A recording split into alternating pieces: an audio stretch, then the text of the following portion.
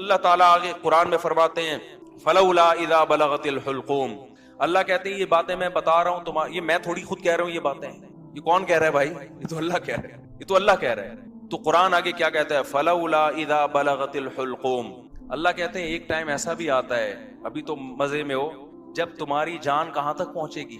بولو نا، ہر آدمی پہ یہ ٹائم آتا ہے کہ نہیں آتا؟ ہچکیاں لے، یوٹیوب پہ دیکھ لو ویڈیو، بڑے بڑے پاورفل اور اب آخری ہچکیاں لے رہے ہوتے ہیں، کیسا ترس آتا ہے نا اس کے اوپر، ہچکیاں لے رہا ہوتا ہے آدمی، کوئی کلمہ پڑھ رہا ہوتا ہے، کسی کی آنکھیں پتھرا رہی ہوتی ہیں اور بڑی حسرت سے لوگوں کو دیکھ رہا ہوتا ہے۔ فلولا اذا بلغت الحلقوم وانتم حینئذ تنظرون، اللہ کہتے ہیں تم بڑے بڑے طاقتور لوگ اس کے قریب کھڑے ہو کر اس کو دیکھ رہے ہوتے ہو کہ ابھی اس کی روح نکلنے والی ہے۔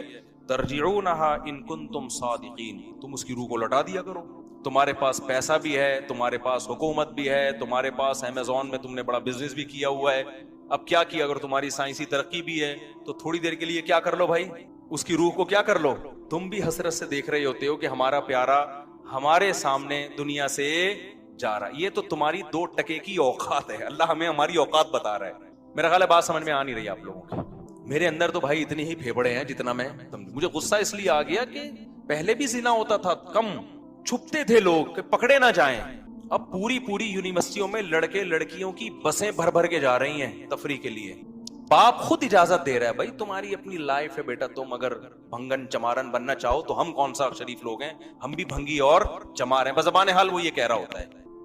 سمجھ میں نہیں آ رہی؟ عزت دار آدمی کبھی اپنی لڑکی کو کسی غیر مرد کے ساتھ جانے نہیں دے گا، کہے گا میں مر جاؤں گا، دنیا کو کیا منہ دکھاؤں گا میں، لیکن اب اس کو پتا ہے دنیا کو میں منہ دکھاؤں گا، دنیا بھی میری تعریف کرے گی، بڑا لبرل قسم کا باپ ہے ماشاءاللہ، اپنی بیٹیوں پہ کوئی کسی قسم کا کنٹرول نہ ہے نہ رکھنا چاہتا ہے، ڈانس کر رہے ہیں اپنی بیٹیوں کے ساتھ، ناچ رہے ہیں اپنی بیٹیوں کے ساتھ، لائکس مل رہے ہیں ان کو، لوگ شیئر کر رہے ہیں ماشاءاللہ جی۔ جو باپ محافظ تھا بیٹی کو حیا سکھانے کا، وہی بیٹی کی حیا نکال رہے ہیں، براڈ مائنڈڈ باپ ہے۔ کپڑے اتارو بھائی اس کے لوگوں کے سامنے، بہت زیادہ براڈ مائنڈ، گورا کو تو چڑیاں پہن کے ان کی بیٹیاں ان کے باپ کے سامنے ناچتی ہیں، براڈ مائنڈڈ بننا ہے تو پھر پورا بنو نا، یہ منافقت کیسی ہے؟ اگر غلط ہے تو پھر، اگر گورا غلط ہے تو پھر یہ عمل بھی غلط ہے جو یہاں ہو رہا ہے۔ شادیوں میں ناچ رہی ہیں بہنیں بھائیوں کے ساتھ، تو ناچ گانے پہلے بھی ہوتے تھے، تھوڑا حیا تھی، تمیز تھی لوگوں میں کہ کس کے سامنے ناچنا ہے اور کس سے اپنے ناچ کو چھپانا ہے، لیکن اب کیا ہو رہا ہے؟ غیرت ختم۔ وہی بات ہے جب آخرت پر ایمان ختم ہوگا، جب اللہ کے سامنے جواب دینے کا خوف ہی ختم ہو گیا تو پھر جو چاہے کرتے پھرو۔ تو قرآن کہہ رہا ہے ایک وقت آتا ہے جب تمہاری جان کہاں پہنچتی ہے؟ حلق میں، اور تم دیکھ رہے ہوتے ہو۔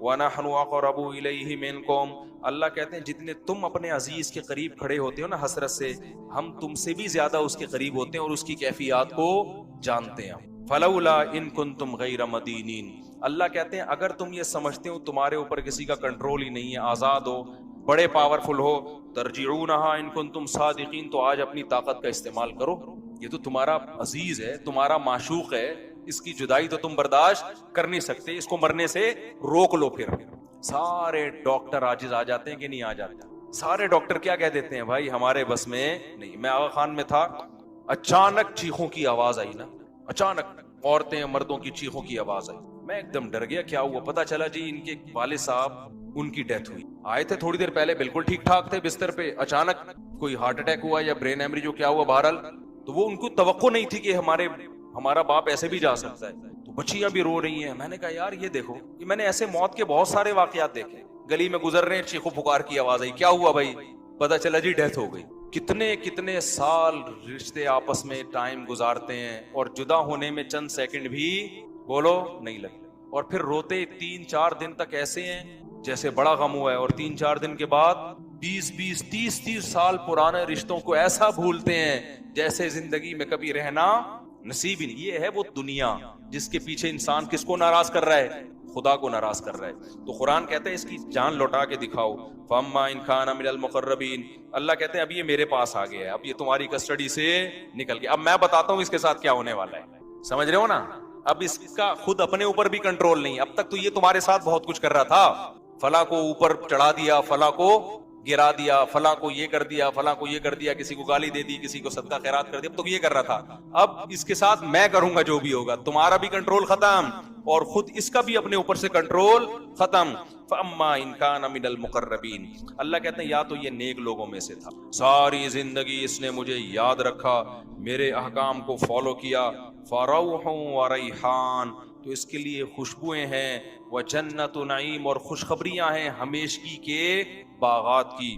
وَأَمَّا إِن كَانَ مِنْ أَصْحَابِ الْيَمِينَ، دائیں ہاتھ والوں میں سے تھا، فَسَلَامٌ لَكَ مِنْ أَصْحَابِ الْيَمِينَ، اللہ کی طرف سے اس کو سلامتیاں ملنا شروع. ایسے بہت سارے واقعات ہیں اہل اللہ کے کہ موت کے وقت انہوں نے فرشتوں کو دیکھا اور موت کے وقت وہ باتیں کرنے لگے کہ اللہ کی طرف سے ہمیں نیک فرشتے ہماری روح قبض کرنے کے لیے آئے. میں نے بھی ایسے واقعات سنائے ہیں آپ کو پہلے بیانات میں، بھی بہت وقت ہو گیا تو میں اس کو اسکپ کر رہا ہوں. بہت ایسے واقعات ہیں، شہداء کے بہت واقعات ہیں. میرے والد صاحب نے بتایا کہ ایک قاری صاحب ہندوستان میں قرآن پڑھایا کرتے تھے، ساری زندگی ان کے نا بچوں کو قرآن پڑھانے میں گزری، موت کے وقت نا ان کی جسم سے روشنی کا گولا نکل کے گیا. سب نے دیکھا جتنے لوگ. حضرت مولانا اشرف علی تھانوی رحمۃ اللہ علیہ، جن پر آج لوگ بڑے اوٹ پٹانگ قسم کے اعتراضات کرتے ہیں، ان کی جب ڈیتھ ہوئی ہے نا تواتر سے، جو ان کے قریب لوگ کھڑے ہوئے تھے، انہوں نے بتایا کہ ان کی 3 انگلیوں سے روشنی کی کرنیں نکل رہی تھی موت کے وقت، کیونکہ پوری زندگی نا ان 3 انگلیوں سے تصنیف کا کام کیا ہے. ان کی سینکڑوں تصانیف ہیں جن سے بہت، اگر مولانا اشرف تھانوی رحمۃ اللہ علیہ ہندوستان میں نہ ہوتے نا تو آج یوں کہا جائے نا کہ میں بھی شاید بدعتی ہوتا، تو یہ بات غلط نہیں ہوگی. ہندوستان میں جو بدعتوں کو روکنے میں سب سے بڑا کردار ہے وہ مولانا اشرف علی تھانوی رحمۃ اللہ علیہ کا، کیونکہ تصوف میں اتنا غلو ہو گیا تھا کہ 20 قسم کی بدعتیں شامل ہو، پیر پرستی اور تصوف، اس پہ ان کی بہت ساری کتابیں ہیں اور بہت کام کیا انہوں نے، کسی کی ملامت کی پرواہ نہیں کی. تو انتقال کے وقت کیا تھا؟ کرنیں نکل رہی تھی. ایسے بہت ساری کرامتیں ہوتی ہیں. تو قرآن کہہ رہا ہے فروح وریحان وجنت نعیم واما ان کان من المکذبین الضالین، اور اگر گمراہ لوگوں میں سے تھا تو اس کو بتا دیا جاتا ہے فنزل من حمیم، تیرا ٹھکانہ کھولتا ہوا پانی ہے جو تجھے پلایا جائے گا، وتصلیۃ جحیم، اور بھڑکتی ہوئی آگ ہے جس میں تجھے داخل کیا جائے گا. آخر میں اللہ اس صورت میں کہتے ہیں ان ھذا لہو حق الیقین، اے لوگو یہ جو باتیں ہم کر رہے ہیں ان کو سیاسی بیان نہ سمجھو، یہ یقینی باتیں ہیں. فسبح باسم ربک العظیم، اپنے رب کی کبریائی بیان کرو جو بہت عظمت والا ہے. تو یہ سورہ واقعہ کا حاصل ہے جو میں نے آپ کے سامنے بتایا. اللہ نے اپنی قدرت کو بیان کیا اور آخرت کی ہولناکیوں کو بیان کیا. تو بھائی طاق راتوں میں خاص طور پر جہاں اپنے لیے یہ کچھ مانگتے ہو نا، اللہ یہ دے دے یہ دے دے یہ دے دے، زیادہ حصہ دعاؤں کا جہنم کی پناہ اور جنت کی طلب میں لگایا. کچھ بھی نہیں ہے. قرآن میں جگہ جگہ نا ایک مضمون اللہ نے بہت زیادہ بیان کیا کہ جب آخرت قائم ہوگی نا تو اللہ ان سے پوچھے گا کہ تم لوگ دنیا میں کتنا عرصہ رہے ہو. ابھی تو ہم سمجھتے ہیں نا ایکچولی اتنی لمبی عمر ہے دنیا میں رہنا ہے، اتنی لمبی عمر. آخرت کے مقابلے میں یہ ایسے لگ رہی ہوگی 1 دن یا آدھا دن. قال کم لبثتم فی الارض عدد سنین، قرآن کہتا ہے ہم ان سے پوچھیں گے بتاؤ تم دنیا میں کتنا عرصہ رہے ہو، تو وہ جواب میں کہیں گے لبثنا یوما او بعض یوم، اے اللہ 1 دن یا آدھا دن، 1 دن رہے یا آدھا دن. اور قرآن کہتا ہے کہ جب ان کو جہنم میں ڈالا جائے گا نا تو جہنم کے داروغہ ان سے کہیں گے الم تکن آیاتی تتلا علیکم، کیا اللہ کی آیات تم پر پڑھ کے نہیں سنائی جاتی تھی، تمہیں کسی نے اس آگ سے ڈرایا نہیں تھا تم کو؟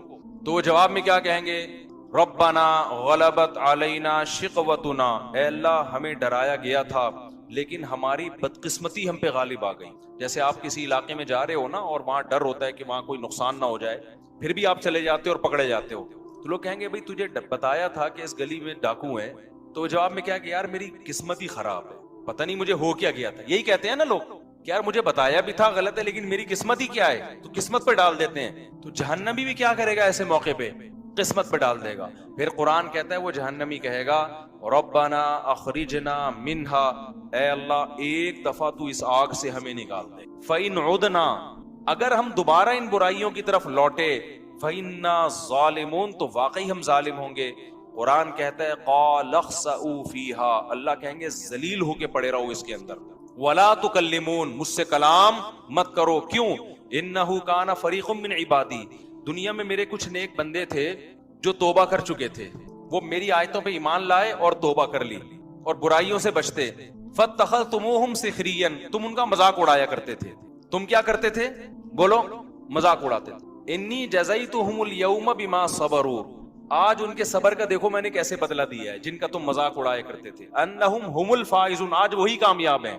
پھر آگے قرآن کہتا ہے کہ افا حسبتم انما خلقناکم عبثا، تم نے یہ سمجھ رکھا تھا کہ ہم نے تم کو دنیا میں بیکار پیدا کیا. بس میں 2 منٹ میں بات مکمل کر رہا ہوں. تم یعنی کیسے بے وقوف ہو کہ دنیا میں جب تمہیں جہنم سے ڈرایا گیا تم نے اس کو مذاق سمجھا، تو کیا تم یہ سمجھتے تھے کہ خدا نے تم کو پیدا کر کے ایسے ہی چھوڑ دیا، وہ ویسے ہی بنایا ہے کہ نائٹ کلب میں ناچو، شراب پیو، زنا کرو، ہومو سیکچولیٹی کی طرف جاؤ، ڈرامے دیکھو، فلمیں دیکھو، جو مرضی کرو؟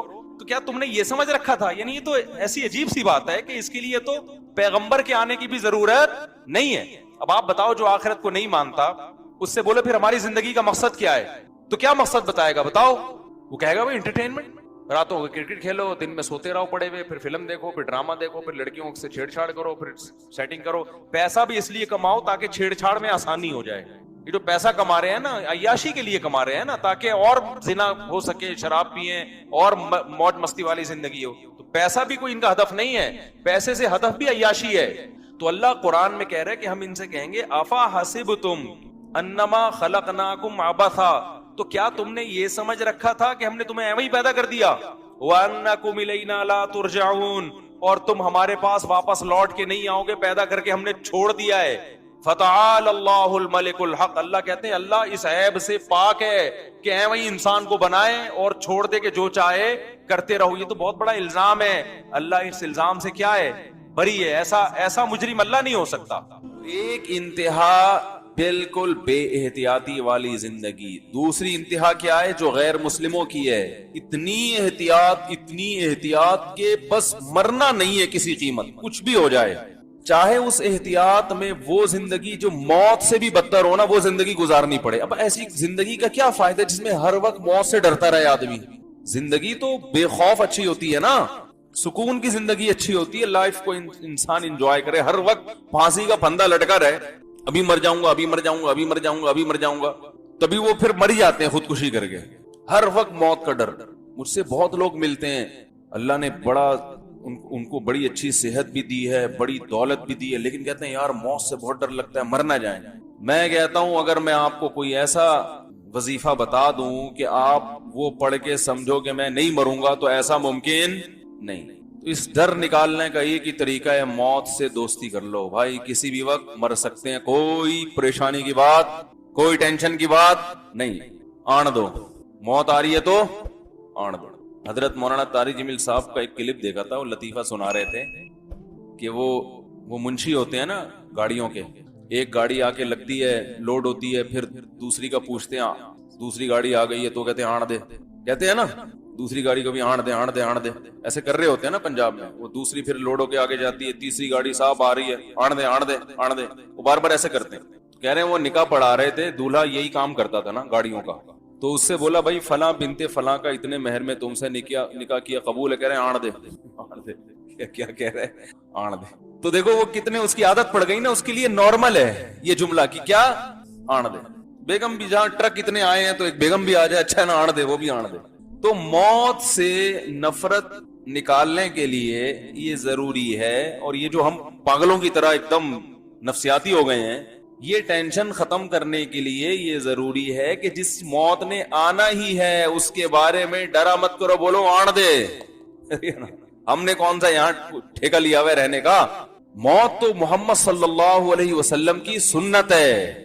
اگر اس دنیا میں کسی کو باقی رکھنا یہ ضروری ہوتا تو سب سے زیادہ ضروری رسول اللہ صلی اللہ علیہ وسلم کی ذات تھی کہ جن کو یہاں باقی رکھا جاتا. جب ان پر موت واقع ہو گئی تو ہم اور آپ کس کھیت کی مولی ہیں بھائی؟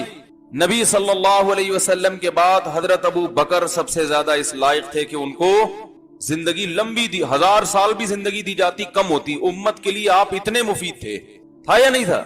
ان کو بھی اللہ نے اٹھا لیا. پھر حضرت عمر کا دور آیا. کہا جاتا ہے کہ صدیوں تک ایسی حکومت کسی نے قائم نہیں کی جیسی حضرت عمر نے، اور کہا جاتا ہے اگر مزید کچھ سال زندہ رہتے پوری دنیا میں حضرت عمر کے دور میں اسلام غالب ہو چکا ہوتا تو ان سے زیادہ زندہ رہنا کسی کے لیے ضروری تھا؟ بھائی زیادہ نہیں، 4 سال اور رہ لیتے، 5 سال رہ لیتے، 4 سال رہ لیتے، 3 سال رہ لیتے، وہ 3 سال میں وہ کچھ کر جاتے جو ہم صدیوں میں نہیں کر سکے۔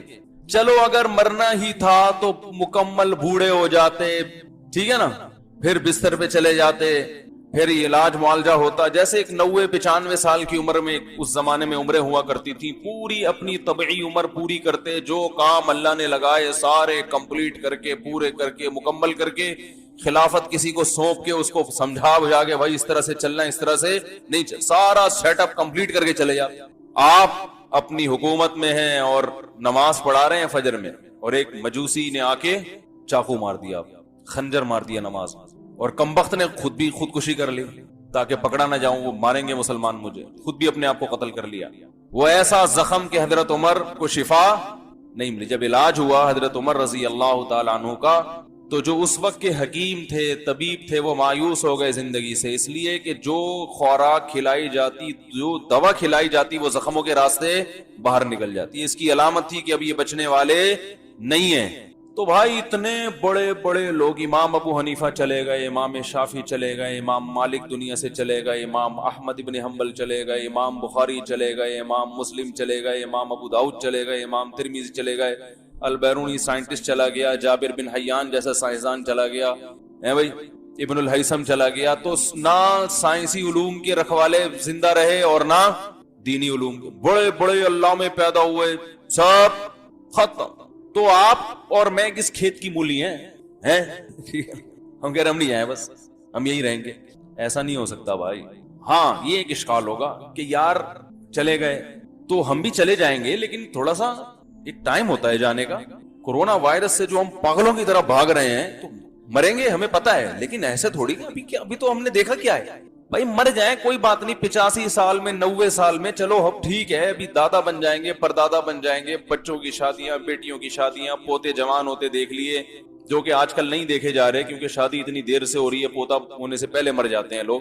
تو لیکن یہ سارے کام کمپلیٹ ہو کے جب اعصاب کمزور ہو گئے، بالکل ایسے ہو گئے کہ نا اب خود اپنے آپ کو بوجھ لگنے لگتا ہے، تو اگر مر بھی گئے تو کوئی ٹینشن کی بات نہیں ہے۔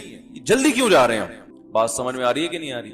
لوگ کہیں گے بھائی ہم موت سے ڈرتے نہیں ہیں، لیکن ابھی جانے کا ٹائم، ارے کیا ہو گیا یار، غلط باتیں کر رہا ہوں، اصل میں ڈر اس بات، ابھی ہم نے دیکھا کیا ہے، ابھی سے کیوں چلے جائیں؟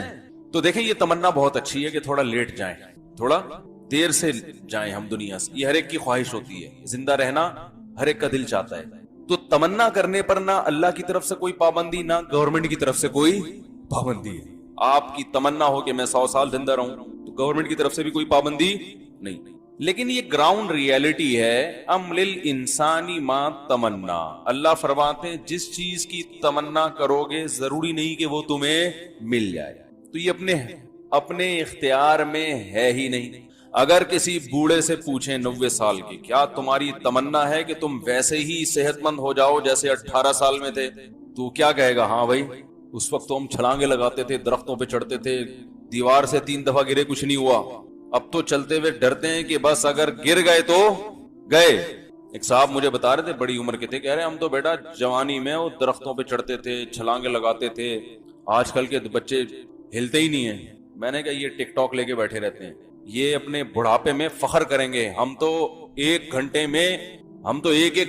گردن ہلائے بغیر 20 ٹک ٹاک دیکھا کرتے تھے، تم ایک ٹک ٹاک دیکھ کے تھک جاتے ہو، یہ ان کا فخر اس چیز پہ ہوگا، یہی ہوگا نا، ہم تو ایک گھنٹہ ویڈیو گیم کھیلا کرتے تھے انگلی سے، اور لوگ وہ کہیں گے نئی جنریشن، یار آپ کے پٹھے انگلیوں کے سبحان اللہ، آپ کے انگوٹھے، ابا آپ کے انگوٹھے 1 گھنٹہ وہ سانپ والا کھیلنے سے، اب آتا ہے وہ سانپ والا، پہلے وہ نوکیا میں آتا تھا سانپ والا نا، جس کا کوئی دنیا میں کام نہیں ہوتا تھا، وہ سانپ کو لمبا کرنا شروع کر دیتا تھا بیٹھ بیٹھ۔ حقیقت ہے نا، فالتو ٹائم بہت ہے، ہم حیران ہوتے تھے یار ان کا اچھا بھلا آدمی ہے۔ میں تو دیکھتا تھا نا نوکیا کا جب موبائل آیا نا، لوگ کیا کر رہے ہوتے تھے بیٹھے ہوئے، سانپ والا، اسٹیشن پہ بیٹھے ہیں کوئی کام نہیں ہے، سانپ والا۔ او بھائی کیوں کوئی کام نہیں ہے؟ درجنوں کام ہے، آپ اس ٹائم کے لیے رکھو، وہ سانپ والا کھیل رہے ہیں، بڑا جا رہے ہیں، بڑا خوش ہو رہے ہیں، اتنا لمبا ہو گیا، اب آؤٹ ہوا ہے، کوئی ایوارڈ مل رہا ہے اس کے لمبا کرنے پر آپ کو، ایک صاحب نے گھر میں بکرا پالا, اسے روزانہ اتنے چنے کھلاتے, دودھ پلاتے, وہ اتنی جلدی اتنا لمبا ہو گیا. سمجھ میں آتا ہے یار بکرا ہے کاٹ کے کھانا ہے,